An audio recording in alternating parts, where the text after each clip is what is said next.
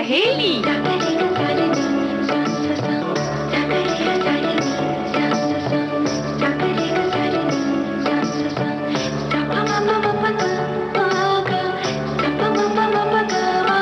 सखी सहेली।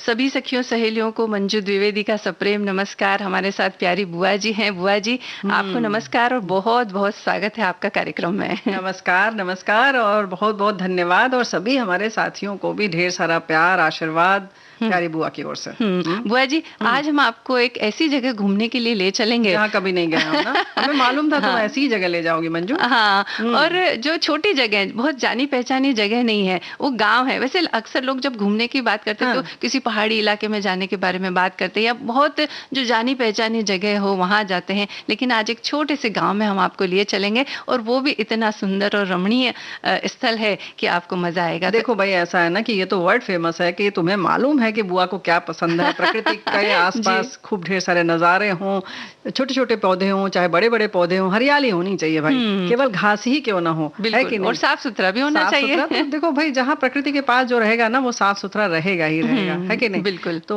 बस यही तो हम भी कह रहे थे कि चलो कहाँ ले चलोगी ये बता दो पहले। कुंबालांगी ग्राम एक है, तो उस गांव में हम आपको लिए चलेंगे। क्या बात है। और इसके अलावा आज अंतर्राष्ट्रीय पारिवारिक प्रेषण दिवस है। अब बहुत सारे श्रोता हमारे ये लिख रहे हैं कि भाई प्रेषण दिवस क्या होता है, ये हमें पता नहीं, तो हम इसके बारे में आपको थोड़ी जानकारी देंगे कि प्रेषण दिवस क्या होता है और ये क्यों मनाया जाता है। बिल्कुल। और इसके अलावा वो दिन याद करो इस श्रृंखला के अंतर्गत आज हम बात करेंगे अपने पिताजी के बारे में कि पिता की जो छत्र छाया होती है उसमें हम बहुत महफूज अपने आप को महसूस करते हैं। तो आप बताइए हमें कि आपको कब ऐसा लगा कि कोई समस्या थी और पिताजी ने चुटकियों में हल कर दी, या किसी चीज की जरूरत थी पिताजी चुटकियों में ले आए? यानी कि आप कितने महफूज रहे और उसके संग संग कब ऐसा लगा कि हाँ सचमुच पिता हैं। और सच बात ये भी है कि कभी कभी ये भी होता है कि जब तक रहते हैं कोई एहसास ही नहीं रहता है, और जब कहीं दूर होते हैं तब एहसास उसका होता है और तब उसकी तीव्र इच्छा लगती है और लगता है कि अरे ये तो चाहिए था, बहुत जरूरी था। तो वो भी आप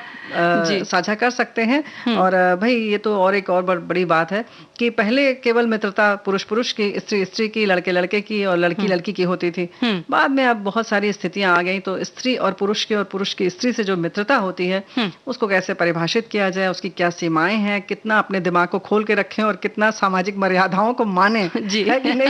ये सारे जो बिंदु हैं, पहलू हैं, इनके बारे में तो सोचना पड़ेगा ना। बिल्कुल सोचना पड़ेगा, और इस बारे में आज हम विस्तृत बात इस विषय में करेंगे। तो सबसे पहले अंतर्राष्ट्रीय पारिवारिक प्रेषण दिवस के बारे में बात करते हैं। अंग्रेजी में अगर इसे कहें तो international day of family remittances इसे कहा जाता है, और हर साल संयुक्त राष्ट्र द्वारा 16 जून को ये दिन मनाया जाता है। ये दिन विदेशों में रहने वाले प्रवासियों के प्रयासों को सम्मानित करने और अपने देश में अपने परिवार के सदस्यों के जीवन को बेहतर बनाने में मदद करने के लिए मनाया जाता है। बिल्कुल। और ये दिवस जो है 2015 में सबसे पहली बार मनाया गया, यानी कि अंतर्राष्ट्रीय पारिवारिक प्रेषण दिवस।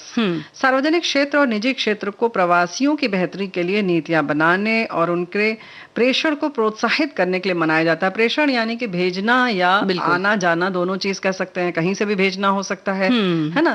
तो इस तरह से प्रेषण का मतलब तो खास तौर से ये है। और विदेश में जो लोग रह रहे हैं ये अपनी धरती से जुड़े रहें, और ऐसा ना हो कि वहां जाकर अपने घर को भूल जाएं या अपने देश को भूल जाएं। ये इसलिए दिवस खास तौर से हमें लगता है मंजू मनाया जाता है। बिल्कुल बुआ जी, और थोड़ा सा इसको विस्तार से बता दें कि एक जो विदेश, जैसे हमारे परिवार का कोई सदस्य बाहर काम करने के लिए जाता है तो वो विदेशी हो जाता है, विदेश में रहता है, तो एक विदेशी कर्मचारी द्वारा जब अपने देश में अपने परिवार को धन का हस्तांतरण किया जाता है, यानी पैसा भेजा जाता है, वही तो मतलब है ना कि बिल्कुल अपने परिवार का ध्यान रखे भाई कि हाँ भाई हमारे परिवार का भी कोई रह रहा है। अगर चलो कोई परिवार में नहीं है लेकिन अपना देश तो है, वहाँ कुछ करना है, कुछ बन रहा है, विकास की बात हो रही है, तो थोड़ा सा मदद करे, है कि नहीं? लेकिन एक आम व्यक्ति शायद बाद ये सोचे कि इससे क्या फायदा, या इसमें ऐसी कौन सी बड़ी बात है कि ये दिन मनाया जाता है। तो उसके लिए हम बता दें कि ये अत्यधिक महत्वपूर्ण है, क्योंकि विकासशील देशों के लिए सबसे बड़े वित्तीय प्रवाहों में से एक होता है। इसके लिए ये दिन मनाया जाता है। और इसके उद्देश्य की अगर बात करें तो संयुक्त राष्ट्र का आईडीएफआर यानी कि international day of family remittances को मनाए जाने का उद्देश्य उन प्रभावों के बारे में जागरूकता लाना है जो इन योगदानों से लाखों परिवारों, समुदायों, देशों और क्षेत्रों पर पड़ता है। इसके अलावा आईडीएफआर सरकारों, निजी क्षेत्र की संस्थाओं और नागरिक समाज से भी ऐसे तरीके खोजने का आग्रह करता है जो व्यक्तियों और सामूहिक कार्यों के लिए प्रेषण के रूप में किए गए योगदान के प्रभाव को अधिकतम कर सके। ऐसे प्रयास देखो ऐसा है ना कि ये इतना बड़ा वित्तीय कहना चाहिए कि हमारे जो विकासशील देश जो हैं या विकसित भी जो हो रहे हैं, अभी हैं उस रास्ते पर, उनके लिए आर्थिक रूप से मदद की बात भी कह सकते हैं इसको। इसीलिए हमारे एक साथी ने बहुत अच्छा लिखकर भेजा है कि पिछले 20 सालों में प्रेषण प्रवाह का मूल्य 5 गुना बढ़ गया है। इन प्रवाहों ने अक्सर एक प्रतिचक्रीय भूमिका या कह सकते हैं ना कंट्री साइक्लिकल रोल निभाया है जी। और इस तरह से बहुत अहम भूमिका है इसकी। और आश्चर्य की बात है कि 1 अरब लोग या दुनिया में 7 में से 1 व्यक्ति भेजकर या उन्हें प्राप्त, जो भेजता है वो या जो पाता है वो, इस तरह से प्रेषण में शामिल हो जाते हैं। और दुनिया के 7 लोगों में से 1, कुल मिलाकर लगभग 800 मिलियन इन प्रवाहों से लाभान्वित होते हैं। तो मतलब कितना बड़ा ये कारोबार है और जिसके बारे में हमने तो कभी सोचा ही नहीं, है कि नहीं? बिल्कुल बुआ जी, हम नई चीज आ रही है कि पूछो मत। हाँ, तो हमें सोचना चाहिए। और जैसे इस तरह के जब हम दिन मनाते हैं तो हर वर्ष की एक थीम होती है। तो इस वर्ष जो आईडीएफआर की थीम है वो है building resilience in times of crisis, यानी आपदा से पहले ही हमें बचाव की तैयारी कर लेनी है। यानी कि वैसे भी देखो जो बाहर जाते हैं वो कहीं ना कहीं विशेष योग्यता रखते हैं, उनके में क्षमता ज्यादा होती है, मेहनत करते हैं, लगन होती है। और जब वो बाहर जाते हैं तो फिर तो देश ऐसे अगर सब लोग चले गए तो कुछ बचेगा ही नहीं, है कि नहीं? वो जुड़े रहें, उनकी चीजें यहाँ से जुड़ी रहें, देश को भी उसका लाभ मिले क्योंकि वो उनकी धरती है। तो कुछ यही एक उद्देश्य इसके पीछे है। और उसका लाभ भी मिल रहा है। बिल्कुल, लोग जागरूक हो रहे हैं। लोग विदेशों में जाते जरूर हैं बुआ जी, लेकिन अपने वतन की मिट्टी को वो भूलते नहीं। समय समय पर उन्हें लोग भी याद आते हैं, वतन भूल जाते हैं ऐसे, है ना? वतन की बातें भी उन्हें याद आती रहती है। और जब ये याद बहुत उमड़ घुमड़ कर आती है तो गीत और संगीत के रूप में, शब्दों के रूप में भी वो अभिव्यक्त इन्हें करते हैं। बिल्कुल सही बात है।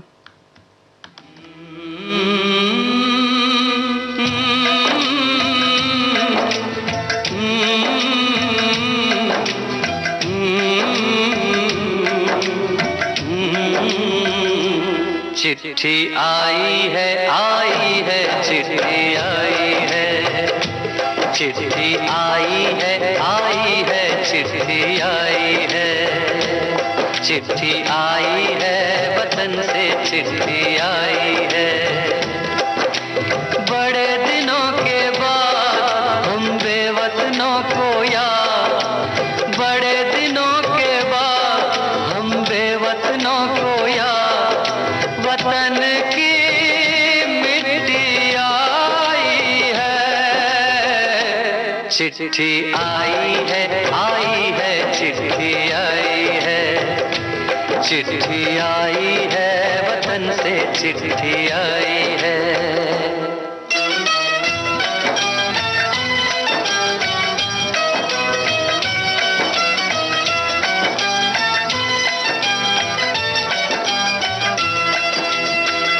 ऊपर मेरा नाम लिखा है, अंदर ये पैगाम लिखा है। ओ परदेस को जाने वाले, लौट के फिर न आने वाले। 7 समंदर पार गया तू, हमको जिंदा मार गया तू। खून के रिश्ते तोड़ गया तू, आँख में आंसू छोड़ गया तू। कम खाते हैं, कम सोते हैं, बहुत ज्यादा हम रोते हैं। चिट्ठी आई है, चिट्ठी आई है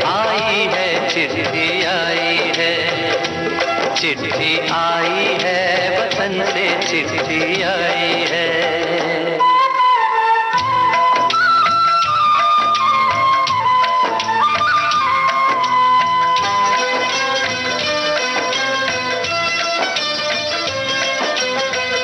सूनी हो गई शहर की गलियां, कांटे बन गई बाग की कलियां। कहते हैं सावन के झूले, भूल गया तू हम नहीं भूले। तेरे बिन जब आई दिवाली, दीप नहीं दिल जले हैं खाली। तेरे बिन जब आई होली, पिचकारी से छूटी गोली। पीपल सूना पनघट सूना, घर शमशान का बना नमूना। फसल कटी आई बैसाखी, तेरा आना रह गया बाकी। चिट्ठी आई है, चिट्ठी आई है, आई है, चिट्ठी आई है। चिट्ठी आई है, वतन से चिट्ठी आई है।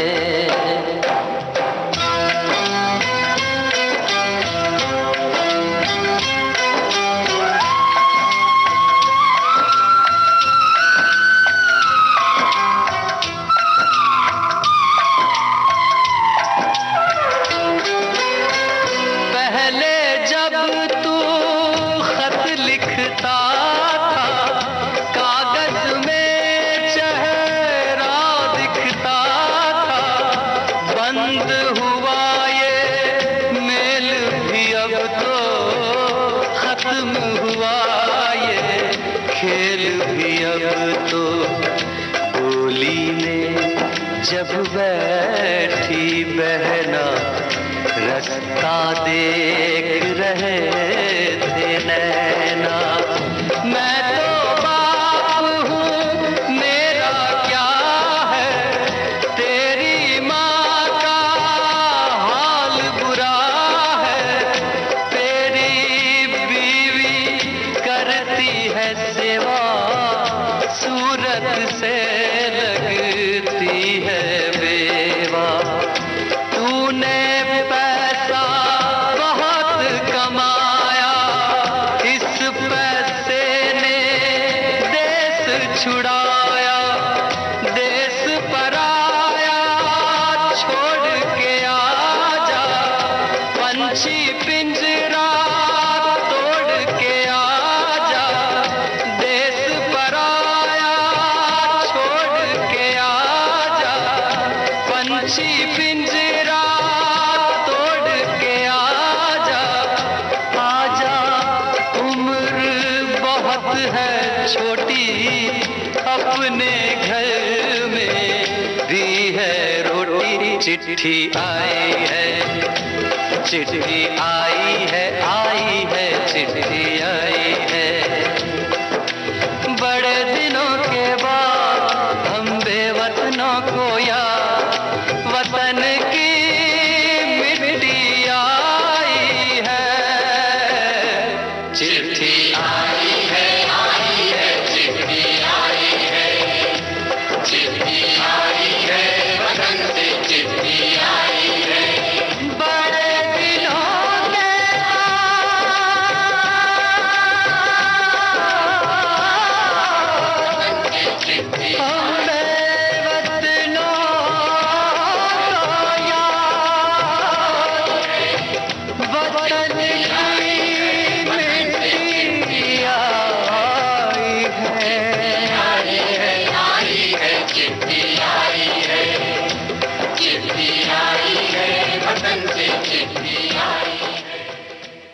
चिट्ठी आने पर तो खुशी होती है बुआ जी, लेकिन चिट्ठी के साथ कुछ आर्थिक सहायता भी अगर आती है तब तो और ज्यादा खुशी होती है, और उससे घर की जरूरतें भी तो पूरी होती है ना। भाई जरूरत है तो जरूरत है, और जरूरत पूरी होनी ही चाहिए, और परिवार के सदस्य नहीं करेंगे तो कौन करेगा, चाहे वो अपने साथ में रह रहे हों या दूर रह रहे हों जी। और ये एक बहुत बड़ी जरूरत है, क्योंकि जरूरत होती भी है तो भी कुछ कुछ व्यस्तताओं की वजह से भी लोग भूल जाते हैं, इसीलिए तो ये सब दिवस मनाए जाते हैं कि अपने कर्तव्य को हम फिर से याद करें, है कि नहीं। तो चलिए बुआ जी, अब आपको हम घुमाने ले चलते हैं ना। चलो भाई, कुंबालांगी। हाँ, प्रकृति और पर्यटकों के बीच प्रेम का रिश्ता पनपता है कुंबालांगी में, और पूरा माहौल जो है वो स्थानीय सुगंध से महकता रहता है।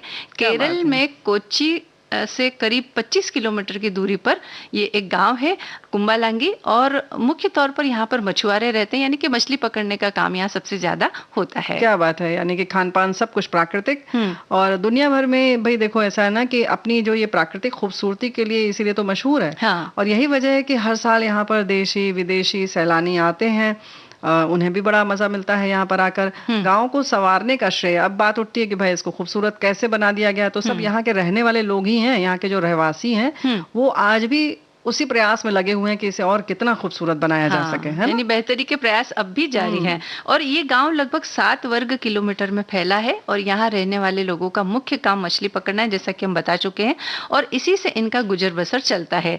गांव को निखारने के लिए वर्ष 2003 में योजनाबद्ध तरीके से काम शुरू किया गया, जो कि अब तक चल रहा है। और कुंबालांगी गांव के रहवासी जो हैं आर्थिक रूप से जो कर रहे हैं काम तो कर ही रहे हैं। देखो जब संवार रहे हैं तो लाभ भी उन्हें मिल रहा है उसका, है कि नहीं जी। क्योंकि जब लोग आते हैं तो जाहिर है कि उनका आर्थिक जो है संबल भी बनता है, वही प्राकृतिक और पर्यावरण के लिहाज से भी सैलानियों को आकर्षित कर सके, इस बात का वो प्रयास कर रहे हैं, और उन्हें स्थानीय जीवन के विभिन्न रंग देखने को मिले। ये भी वो चाहते हैं कि भाई जो उनके गांव का रहन सहन है, खान पान है, वो भी लोगों को पता चले कि वो क्या करते हैं। हाँ, यही तो चीजें हैं जो आकर्षित करती हैं। हाँ।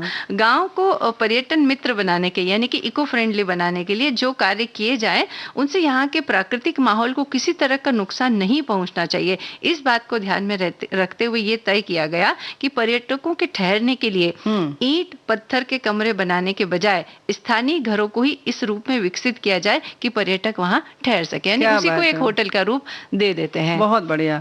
और देखो फिर इसमें और भी बड़ी खूबसूरत बात यह है कि ऐसा नहीं है कि उसके लिए विशेष तौर से कुछ बनाया जाए, उसको सजाया जाए, बल्कि इन्होंने यहाँ पर निर्धारित कर लिया कि इस गांव के लोगों ने कुंबालांगी में कि जिस भी घर में 2 से ज्यादा कमरे हैं भाई, उन सभी में पर्यटकों के ठहरने की सुविधा मुहैया कराई जाए, और कराई भी जाती है। फिर साथ में क्या होता है, जब उसी के रहने वालों के साथ ही जब लोग रहते हैं तो वहीं का भोजन आदि भी खाते हैं, उनके भोजन आदि की व्यवस्था की जाती है, पूरा इंतजाम किया जाता है।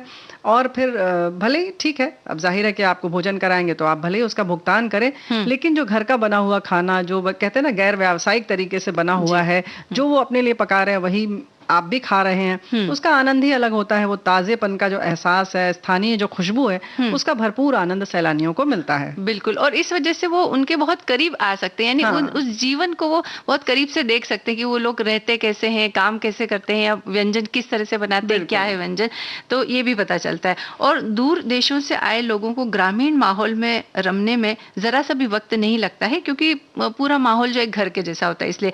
और पर्यटन ने इस गांव में रोजगार की संभावनाओं को सुदृढ़ करने के साथ साथ स्थायित्व भी प्रदान किया है, और बड़े शहरों से आए लोग यहाँ शांत और जो सुरम्य वातावरण है उसका आनंद लेते हैं। और भाई देखो ऐसा नहीं है कि केवल वहां बस घूमने फिरने की जगह है और बस हरियाली देख ली और खाना पीना खा लिया बस खत्म, ऐसा नहीं है। वहाँ और भी आकर्षण का केंद्र है, कला ग्रामम है। कला ग्रामम का मतलब ही है कि कला का गाँव। यहाँ लकड़ी के बने औजार आप देख सकते हैं, मछली को पकड़ने के लिए जो काम आते हैं औजार वो देख सकते हैं, हस्तशिल्पकारी का भी जो है वो देखा जा सकता है कि क्या क्या वहां पर लोग करते हैं। और सब चीजें जो होती है ना स्थानीय तौर पे जो बनती हैं, जो बिल्कुल तुरंत बन रही है सामने, हाथ की चीज हो चाहे कोई भी चीज हो, वो आप वहीं उसका मजा ले सकते हैं और उसको समझ सकते हैं, और जरूरत पड़े तो आप सीख भी सकते हैं क्योंकि लोग हैं वहां पर और बना रहे हैं सामने आपके, और खरीद कर लेकर भी जा सकते हैं। खरीद कर तो जाते ही है, लेकिन वो तो देखो प्रदर्शनी वगैरह से खरीद लेते हैं, लेकिन वहां आप सीखने का भी जो एक ललक अगर आपके मन में जरा भी है तो आप सीख सकते हैं, कि नहीं? इसके अलावा स्थानीय लोग अपनी आजीविका से जुड़े कामों को उजागर करते हुए भी वहां नजर आते हैं, जैसे कि नारियल का छिलका उतारना, टोकरी बनाना, मिट्टी के बर्तन बनाना, रस्सी बनाना, ये सब काम वहां पर होते हैं जो कि वो खुले स्थान में करते हैं ताकि सब लोग देख सकें। और स्थानीय महिला जिस कुशलता के साथ छतों पर नारियल के पत्तों को बुनती है, उसे देखकर वास्तव में आश्चर्य होता है, क्योंकि वो बहुत इसके अंदर दक्ष होती है इस काम में। उनकी उंगलियां ऐसे चलती हैं जैसे लगता है कि मशीन चल रही है ना। तो जो भी जिसकी कला होती है, जो हुनर होता है जहाँ का स्थानीय, वो वैसे ही काम करते हैं। नारियल की बात आती है तो जैसे कि नारियल की जटा, जैसे जिसको कह सकते हैं सुनहरा धागा, कितना चमकता है ना। बिल्कुल, केरल संस्कृति का एक अभिन्न हिस्सा तो है ही। और ये बनाने की कला प्राचीन समय से यहाँ चली आ रही है। और नारियल की भूसी को भिगोया जाता है, अंत में जादुई तरीके से धागा करघे से बाहर आता है, और इस कला को आप यहाँ पर देख सकते हैं, क्योंकि फिर वो धागे का रूप ले लेता है। और गांव के रूप में बने इस द्वीप के चारों ओर बैकवाटर्स आपको दिखेंगे, जिन पर आप बोटिंग कर सकते हैं। परंपरागत नाव गांव की लकड़ियों से बनी होती है, और इन नावों पर सवारी करने के दौरान पर्यटक पुरानी यादों में खो से जाते हैं, क्योंकि वो एकदम गांव का माहौल दिखता है ना, इसलिए। और जो नाव होती है वो भी बिल्कुल पुराने तरीके से बनी होती है, इसलिए आप पुरानी यादों में खो जाते हैं। और कभी कभी जो नाविक होते हैं वो गाइड के रूप में भी काम करते हैं, यानी कि वो सब पूरा विस्तार से आपको बताते चलते हैं। और यहाँ का जो शांत पानी है, उसमें जो ठंडी हवाएं आती है, वो हमारे दिमाग को बिल्कुल तरोताजा कर देती हैं। यही तो हम कह रहे हैं कि अगर आप कुंबाली जा रहे हैं तो आप फिर से तरोताजा हो जाएंगे। और यहाँ के व्यंजनों का आप आनंद जरूर लीजिएगा। चीजों को देखिए, यहाँ के भोजन में मिर्च मसाला कम डाला जाता है ताकि सब तरह के लोग आते हैं तो सबको आनंद मिले, किसी को परेशानी ना हो। इसके अलावा नारियल पानी जो है उसके पीने का मजा भी आप ले सकते हैं। बिल्कुल, क्योंकि बहुतायत में है यहाँ पर नारियल। और अगर आप चाहते हैं कि कुंबालांगी गांव जाएं, तो यहाँ पहुंचने के लिए सबसे जो नजदीकी रेलवे स्टेशन है वो है एर्नाकुलम, जो लगभग 14 किलोमीटर दूर है, यानी कि कुंबालांगी से 14 किलोमीटर दूर है। और नजदीकी एयरपोर्ट है कोचीन इंटरनेशनल एयरपोर्ट, जो लगभग 46 किलोमीटर दूर है। तो इस तरह से आप जा सकते हैं, पहुंच सकते हैं। हाँ, बिल्कुल दूर नहीं है। और हम ये भी बता दें कि आप अभी अगर कार्यक्रम बनाए, यानी कि 3-4 महीने बाद जाने का कार्यक्रम बनाए तो बना सकते हैं, क्योंकि बारिश में वहाँ थोड़ा सा जाने का मनाही होती, मनाही मतलब बारिश बहुत ज्यादा होती है, तो इस वजह से परेशानी आ सकती है। तो इसके लिए जैसे ही बारिश खत्म हो उसके बाद बहुत हरियाली वहाँ रहेगी, और उस समय आप वहाँ पर जाकर, और अभी टिकट भी नहीं मिलेगा तो तैयारी कर लीजिए आप बाकी चीजों की, उसका टिकट ले लीजिए, तो 3-4 महीने बाद आप जाइए। फिलहाल हम आपको गीत सुनवाते हैं। जी।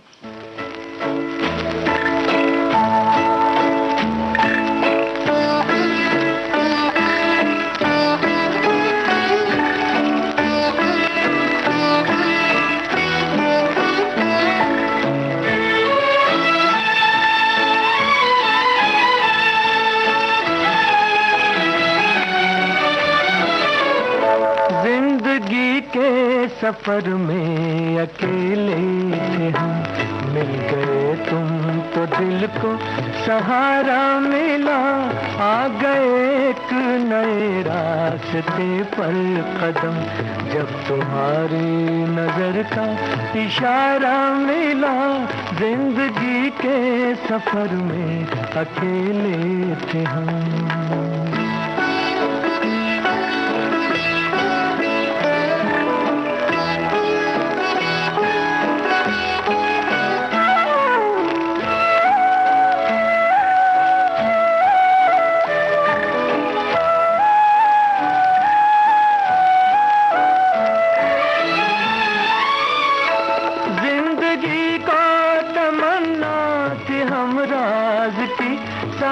दिल को जरूरत थी आवाज की,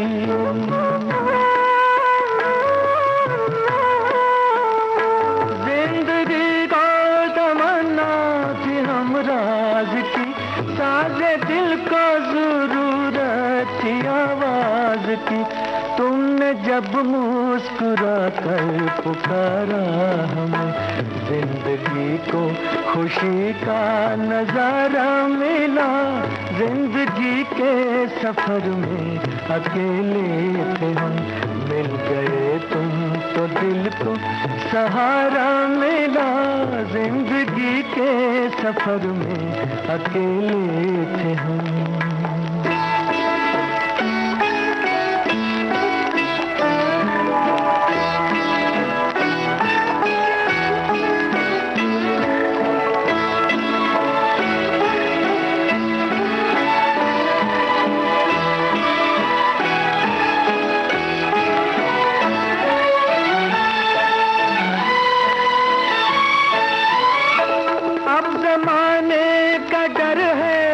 दुनिया का गम, अपनी तकदीर पर नाज करते हैं हम।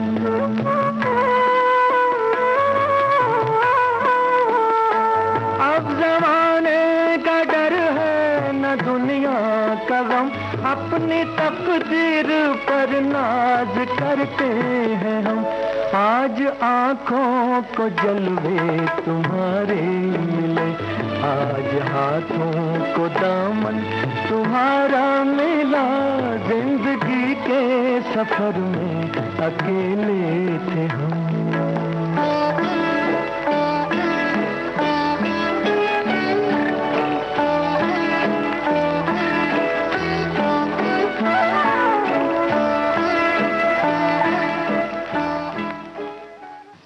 बुआ जी, देखिए हमने गीत भी आपको सुनवा दिया और घुमा फिरा कर भी हम ले आए। अब थोड़ी सी गंभीर बातें मतलब एकदम डरा देती हो मंजू। पहले तो ये कि केवल हमको सुनवा दिया, भाई सुनाया तो हमने सबको है, हमारे संग संग सबका लाभ हो गया। हाँ, चलो कोई बात नहीं। नहीं हमने भी सुना है। अच्छा, हमें लगा तुमने काम आनंद बंद तो कर हम लिया भी था। लेते हैं ना संगीत का। ये तो ऐसी चीज है कि जब इसकी रसधार जब बहती है तो जो न चाहे तो भी उसको आनंद आ ही जाता है। और ऐसी ही रसधार जब मित्र बैठते हैं तो उनके संग भी आ जाती है ना, ऐसा ही माहौल बनता है। बिल्कुल बनता है।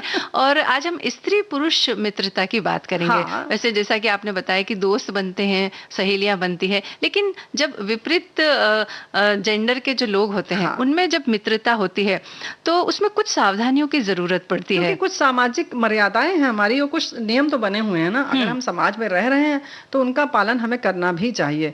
हाँ, लेकिन बदलाव बहुत आया है और बदलाव की जरूरत भी है। पहले तो बनाते ही नहीं थे। पहले के जमाने में तो मानकर चलते थे कि नहीं, बस लड़की लड़की से ही दोस्ती कर सकती है, लड़के से नहीं। और लड़के जो है वो लड़कियों से तो बात ही नहीं कर सकते।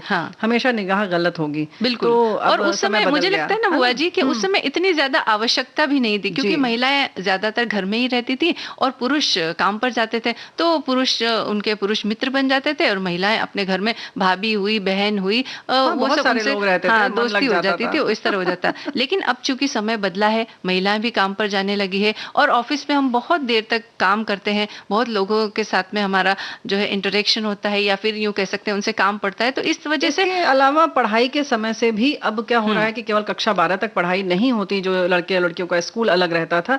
अब आपको आगे की पढ़ाई के लिए भी जाना रहता है। तो जाहिर है कि अब एडवांस स्टडीज के लिए जब जाते हैं तो कोएड रहता है। अगर आप शुरू में नहीं भी मिल पाए तो बाद में तो आप नहीं बच सकते। तो एक तरह से कहना चाहिए कि संप्रेषण होता रहता है, आदान प्रदान भावों का होता रहता है। और मन मिजाज मिलना ज्यादा जरूरी है, ना कि लिंग देखा जाए कि लड़का है या लड़के, है ना। दोस्ती करते समय अब आप ये नहीं देख सकते कि किसके साथ करनी है। यानी जिसके साथ मन मिल जाए, विचार मिल जाए, उसके साथ दोस्ती हो जाती है। और दोस्ती करने में कोई बुराई भी नहीं है। और दोस्त तो हमेशा काम आते भी हैं हमारे। और कहते हैं ना कि भाई माता पिता तो भगवान हमें देता है, भाई बहन भगवान देता है, रिश्तेदार देता है, लेकिन मित्र, सहेली, दोस्त हम खुद बना सकते हैं। है जो हम बनाते हैं। बिल्कुल सही बात है। और वहाँ विचारों से मेल खाते हुए लोग होते हैं तो उनसे दोस्ती बड़ी आसानी से हो जाती है। और कभी कभी आप नहीं चाहें तो भी हो जाती है, क्योंकि सही कहते हैं ना कि एक तरीके के विचार जो है आकर्षित करते हैं। तो अब बात आती है कि उसके बाद हम देखते हैं कि अच्छा ये स्त्री है या पुरुष है या हम क्या है, है ना। तब हम सोचते हैं कि हमें क्या क्या ध्यान रखना है और क्या क्या नहीं ध्यान रखना है। तो ध्यान क्या रखना है ये हम इस विषय पर बात करेंगे, लेकिन इस समय हम ले लेते हैं एक ब्रेक।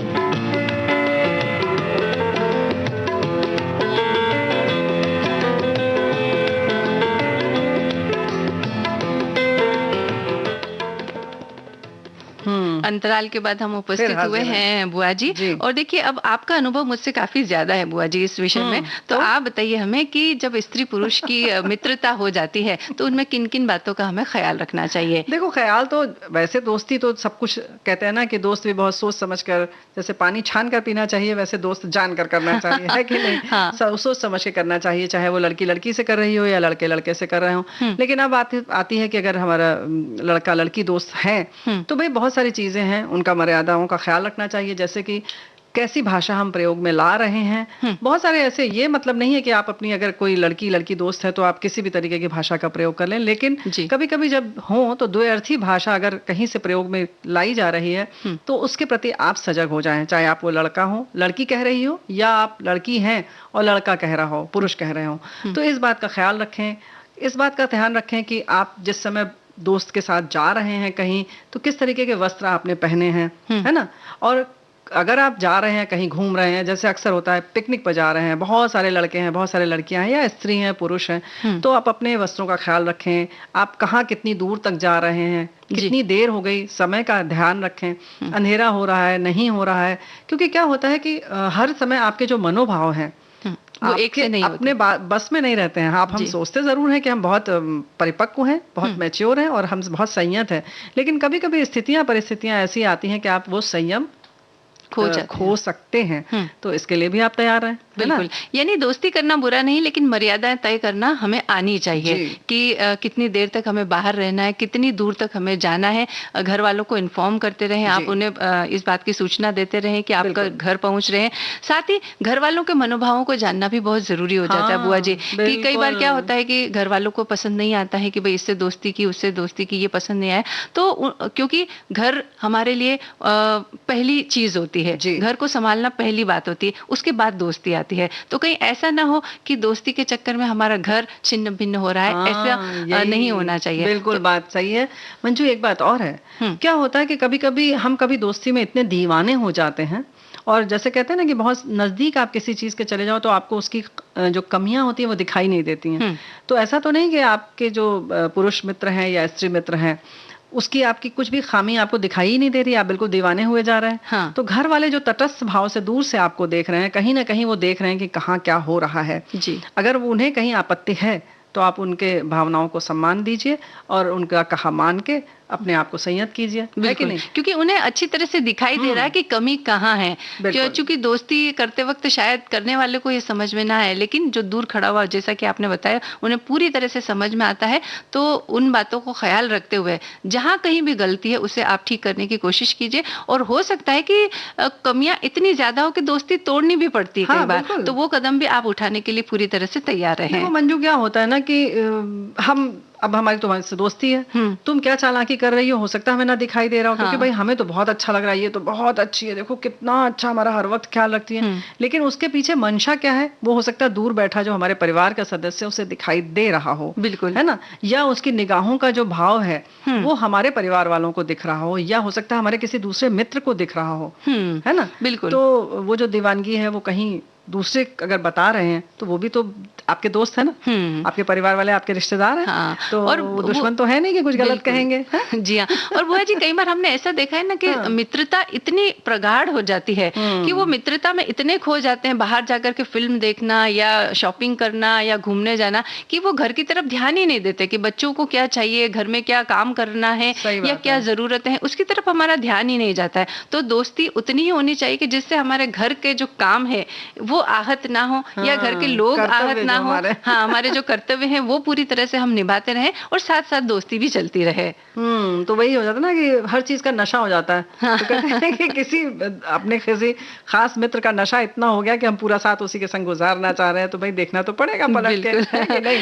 तो भाई चलो देख लो, घर भी देख लो, अपनी कुछ जिम्मेदारियां हैं, कुछ सामाजिक मर्यादाएं हैं, ठीक है, आपका दिल बहुत साफ है, आपके किसी जो विरोधी लिंग वाले का जो दोस्त हैं आपके, उनका भी मन बहुत साफ है, लेकिन अगर कहीं से समाज को आपत्ति लग रही है, परिवार वालों को लग रही है, तो आप अपने कदम पीछे कर लीजिए। बिल्कुल। बहुत ज्यादा हम ये बन के कि हम बड़े आधुनिक हैं, हम हर तरह से रह सकते हैं, उसकी कोई फायदा नहीं है, उस दौड़ में मत दौड़िए। जी। और बुआ जी देखिए, बातों के साथ संगीत की मित्रता भी हमारी बहुत अच्छी है, तो उसे भी हम निभाते हैं। बिल्कुल बिल्कुल।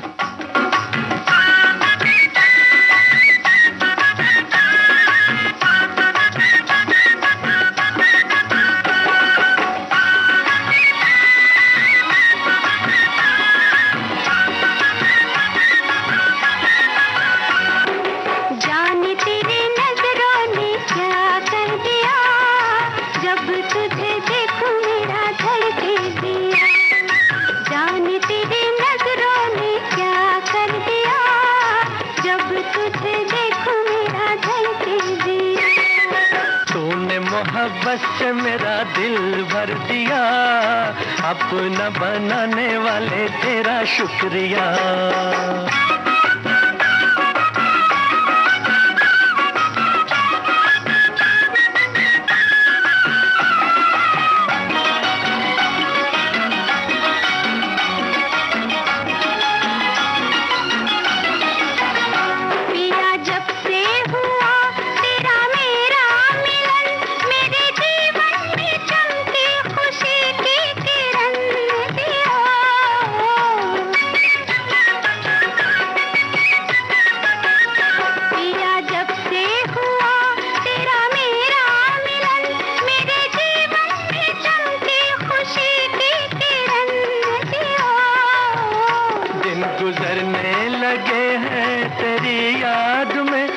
सताती है रातों तो तेरी लगन में जी हो।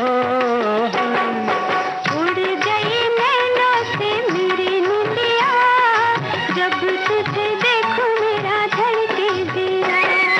तूने मोहब्बत से मेरा दिल भर दिया, अपना बनाने वाले तेरा शुक्रिया।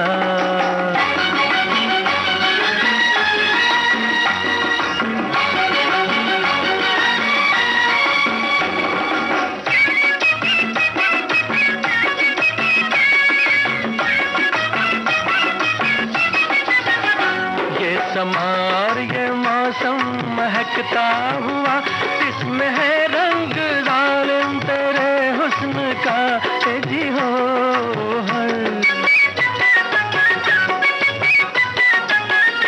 ये समार ये मौसम महकता हुआ, इसमें है रंग जालिम तेरे हुस्न का जी हो। मुझे तूने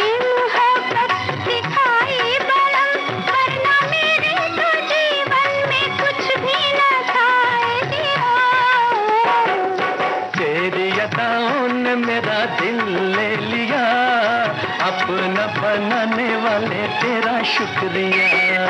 जाने तेरी नजरों ने क्या कर दिया, जब तुझे देखूं मेरा धड़के दिया। बुआ जी, हम स्त्री पुरुष मित्रता की बात कर रहे थे तो हमारे एक श्रोता लिखते हैं कि मित्र सिर्फ मित्र होता है, मित्रता जिसमें आपसी विश्वास और आत्मीयता होती है।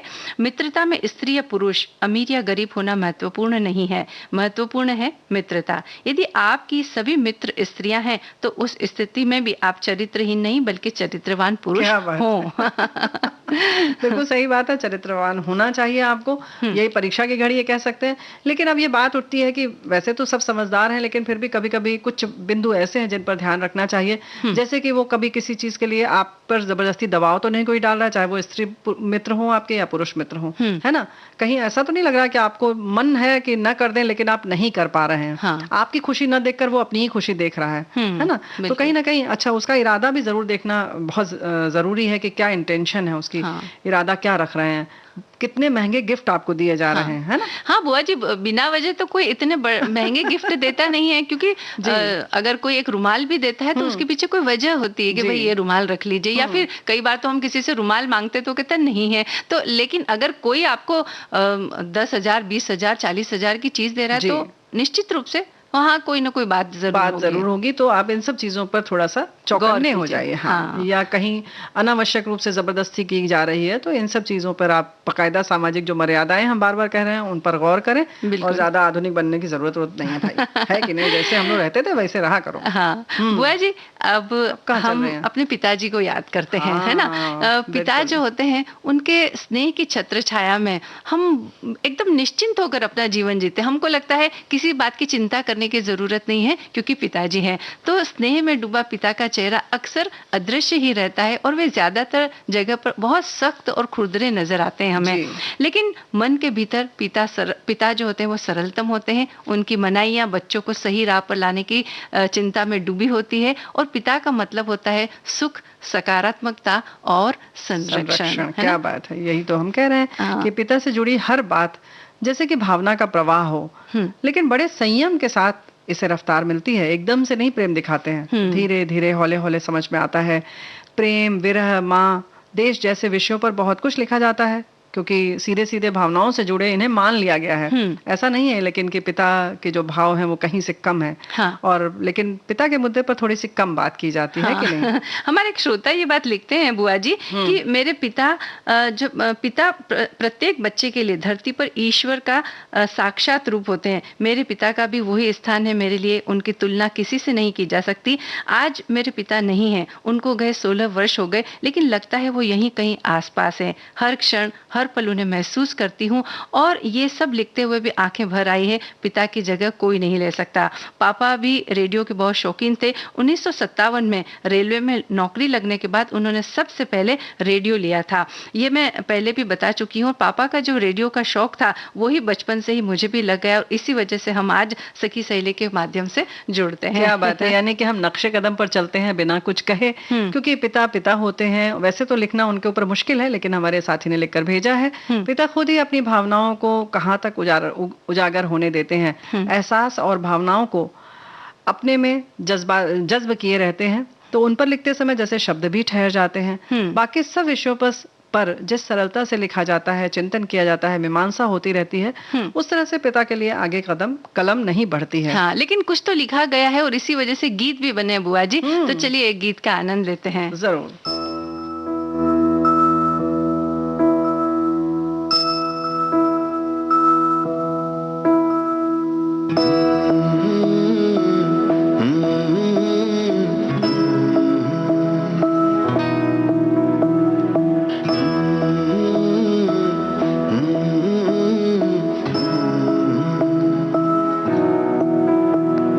थाम के उंगली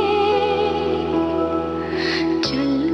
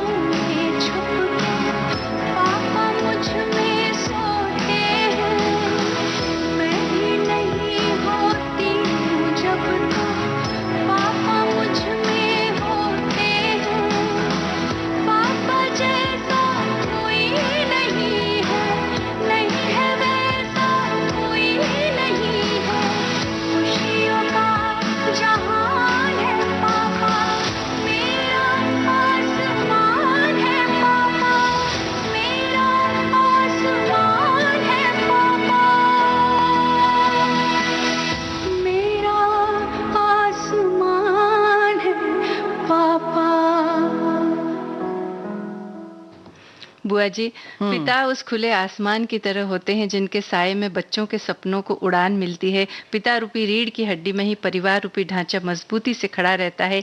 एक पिता हमेशा सारी परेशानियां अकेले झेलकर बच्चों की झोली खुशियों से भर देता है, यहाँ तक कि वो हमारी मांगों को पूरा करते करते अपनी ज़रूरतें तक भूल जाते हैं। ऐसे में अगर वो साया अचानक उठ जाए तो उस दुख और खालीपन को शब्दों में बयां नहीं किया जा सकता। ये हमारे एक श्रोता ने लिख भेजा है।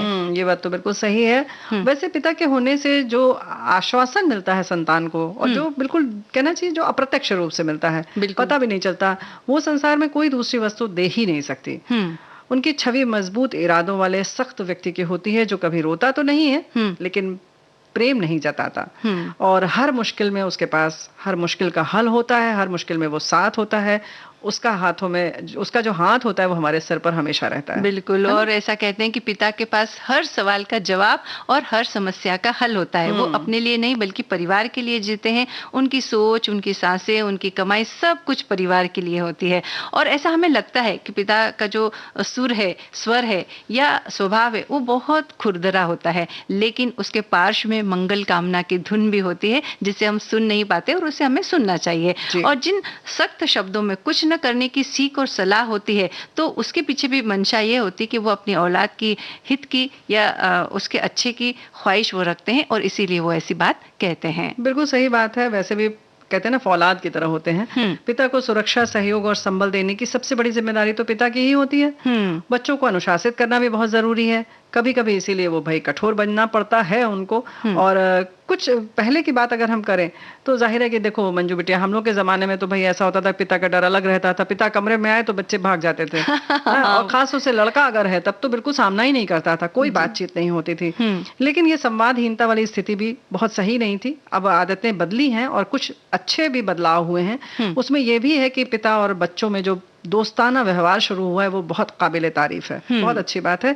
और पिता को पतंग की डोर की तरह वैसे तो होना चाहिए। अब जाहिर है कि पिता को भी अपना जो व्यक्तित्व जितना हम लोग बखान रहे हैं उसके ऊपर भी खरा उतरना चाहिए। यानी कि पूरा ध्यान रखना चाहिए। अपनी जिम्मेदारियों का एहसास रहता भी है और जिन्हें नहीं है उन्हें रखना भी चाहिए।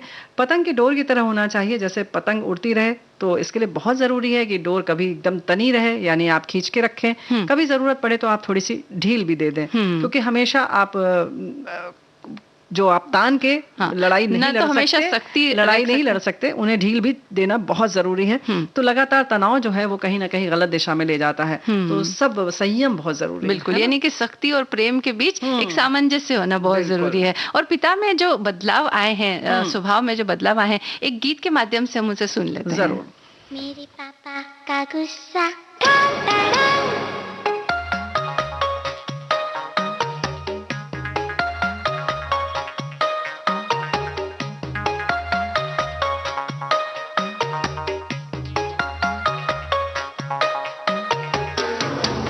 मेरे पापा को गुस्सा जब आता है, धक्के मारे टीवी और कपाटे हिल जाता है। अय्या मेरे पापा को गुस्सा जब आता है, धक्के मारे टीवी और कपाटे हिल जाता है। पापा का गुस्सा कैसा है दादा सिंह जैसा, देखो देखो देखो देखो।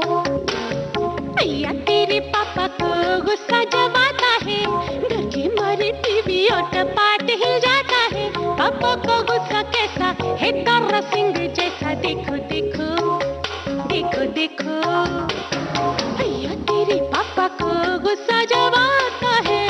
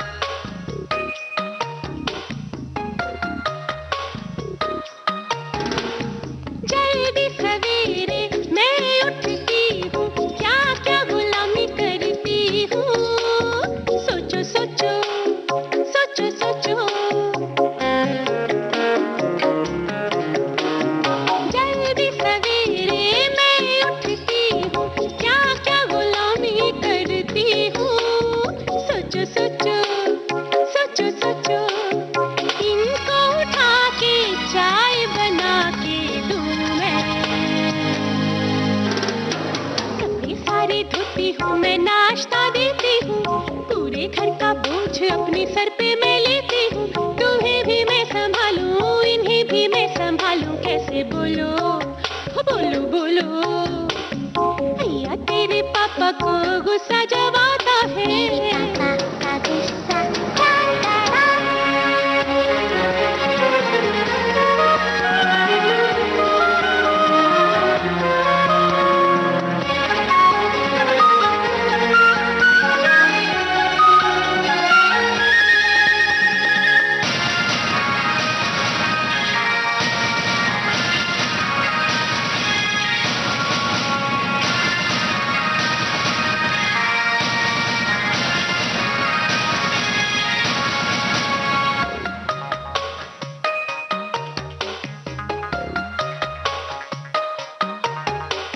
मैं हूँ पुलिस में चोरों का पीछा दिन भर मैं करता हूँ, आगे पीछे दौड़ू भागू। मैं हूँ पुलिस में चोरों का पीछा दिन भर मैं करता हूँ, आगे पीछे दौड़ू भागू। मेरी मजबूरी कोई नहीं समझे यहाँ। अरे मैं भी घर में कॉकरोच और चूहों से लड़ती हूँ, सारा दिन उनके मैं पीछे पड़ती हूँ। तुम भी थे मेरे पीछे, लेकिन शादी से पहले मैं हूँ बॉस घर की। अय्या मेरे पापा को गुस्सा जब आता है, डंडी मारी टीवी और कपाटे हिल जाता है। पापा का गुस्सा कैसा है दादा सिंह जैसा, देखो देखो देखो देखो देखो देखो हाँ देखो देखो। मेरे पापा का गुस्सा भाई पापा के गुस्से की तो बड़ी चर्चा होती है ना? लेकिन हाँ, लेकिन प्रेम की चर्चा थोड़ी कम होती है, लेकिन पिता प्रेम भी उतना ही करते हैं। हाँ भाई देखो, होता है ना कि बहुत सारी चीजें छुपी हुई होती हैं। हाँ। लेकिन एहसास बराबर बना रहता है। और हमारे साथी लिखते हैं कि पिता के बारे में लिखने के लिए कोई शब्द नहीं है मेरे पास। उनके साथ बीता हर पल हर दिन मेरे लिए जीवन के सबसे बड़े सुखों भरे पल हुआ करते थे। संघर्ष और प्रेम की बड़ी बड़ी व्याख्याएं कर रहे थे सभी, मैंने पिता लिखकर सबको मौन कर दिया। और एक श्रोता ये भी लिखते हैं कि सभी विषयों पर चर्चा हो तब तक आराम कर लेता हूँ। वो दिन याद करता हूँ जब मेरे पिताजी भी दोपहर को भोजन के बाद आराम कर लिया करते थे। और इसके अलावा जो हमने दूसरे विषय पर बात की उसके बारे में उन्होंने लिखा है। और एक श्रोता हमारी ये लिखती है कि बचपन की बातें याद करने पर बाबूजी की छवि को बेहद सख्त पिता के रूप में याद आती है। समय से उठना, सारा काम नियम पूर्वक करना, और डर ऐसा था उनके घर में आने के बाद हम भाई बहन लड़ाई करना भी भूल जाते थे। ऐसा नहीं कि बाबूजी गुस्सा कर चिल्लाकर बोलते थे, बेहद शांत गंभीर। एक बार हम भाई बहन चम्मच के लिए आपस में झगड़ा कर रहे थे। अचानक पिताजी बाहर से आए, माँ हमारे बीच बचाव कर रही थी। पिताजी ने सारा चम्मच लिया, उठाकर बाहर फेंक दिया। और इस तरह से जो है वो पिताजी की बातें वो इन्हें याद आ रही हैं। तो भाई ऐसा ही होता है। लेकिन हाँ, जो बात है कि पिता लोग या माँ जो भी बड़े घर में अभिभावक कहते हैं, उस समय सचमुच बहुत खराब लगता है। बहुत सारी चीजें लगती हैं कि बहुत सख्ती बरती जा रही है हमारे साथ। आजकल खास तौर से बड़े बेबाक हो गए हैं लोग और सोचते हैं कि नहीं हम आज़ाद हैं। और हमें बहुत सारी चीज़ों पर हम कहते हैं ना कि और देशों की जो छवि है हमारे सामने बड़ी अच्छी हमें लगती है कि अरे वहाँ तो कोई नहीं बोलता बच्चों को, बल्कि ध्यान रखना पड़ता है उन लोगों को। आप मार नहीं सकते, आप डांट नहीं सकते, आप ऐसे नहीं कर सकते। लेकिन बच्चों की क्या जिम्मेदारी है इसको हम नहीं समझते हैं कि खुद हम क्या कर रहे हैं। फिर वहाँ पर बच्चे तो शाम को काम भी करते हैं, अपना पैसा खुद अर्जित करते हैं। तो आपको देखिए कितनी छत्र छाया मिली है। हमारे यहाँ ताउम्र माता पिता जो है बच्चों को बिल्कुल बच्चे की तरह ही पालते हैं, जैसे बस चले उनका ना, कोशिश हो तो गोद में ही बैठाए रहे, है ना। या चलो वो तो नहीं करते क्योंकि आप शरीर से बड़े हो चुके होते हैं। लेकिन मंजू कहीं ना कहीं नहीं लगता कि हमारे यहाँ अभी भी परंपरा ऐसी है कि अगर आपको आवश्यकता है तो माता पिता हर तरह से तैयार रहते हैं आपके। बिल्कुल तैयार रहते हैं। और उनकी वो जो बातें होती है वो उनके जाने के बाद भी हमें याद आती रहती है। और उनकी जो सीख होती है वो हमेशा हमारे जहन में बनी रहती है और उसी के साथ हम उनको याद करते हैं।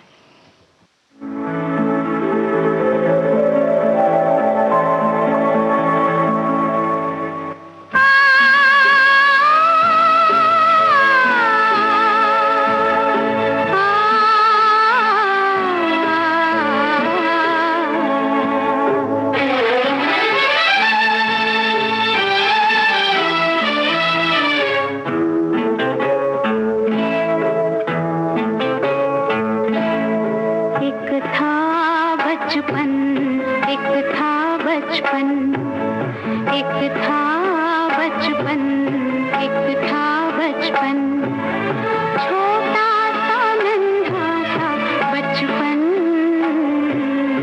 एक था बचपन, बचपन के एक बाबूजी थे, अच्छे सच्चे बाबूजी थे।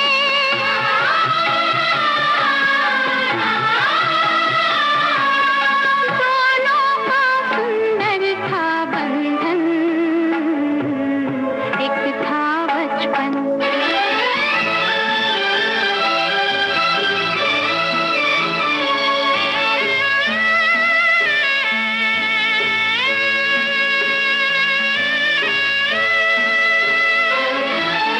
टहनी पर चढ़ के जब फूल बुलाते थे, हाथ उछके तो टहनी तक ना जाते थे।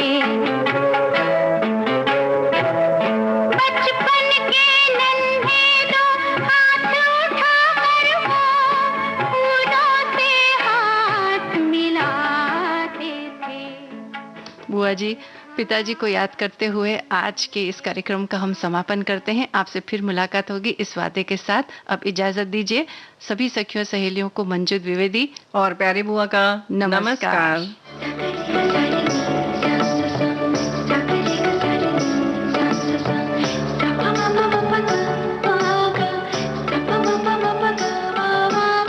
सखी सहेली।